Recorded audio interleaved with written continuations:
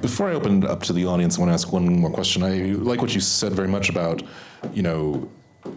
revealing his death very upfront, and in a way, that death does not become sort of the be all or the punchline of the story.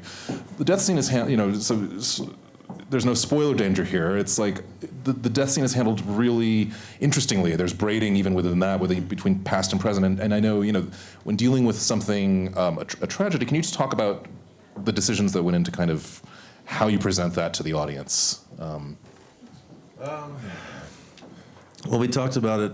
We didn't want to show the violent act, and we didn't want to portray either one of the people involved as the one to blame.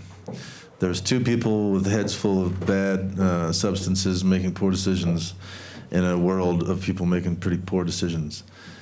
After that, we wanted to be careful because it's sad. It's really sad. And how do we make the moment vibrate but not make it roar? You know what I mean? We live in a culture that is obsessed with violence, and movies love violence, and violence in real life. When you talk to Sybil Rosen, who wrote the memoir, when you talk to Gerf Morlix, who played music and was his running buddy for years, this is not like. One of the things that offends Gerf the most is people think it's kind of cool that he was shot and killed.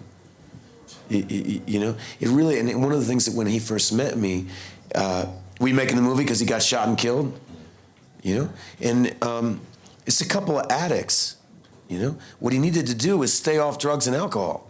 One of the things that Ryan and I have kids, and one of the things that they're becoming, young adults, and some of them are falling in love with the arts. And if you look at the history of artists, self-sabotage is way worse than the corruption of the world.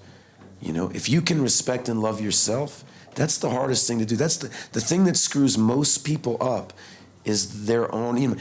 On one level, the music industry sucks and screwed Blaze Foley. On another level, he was a great and beautiful man and could have taken better care of himself. And so I wanted the movie to vibrate with that. Nobody's to blame.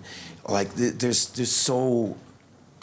so much happening in the world. So many dominoes fell before that moment that made that moment happen.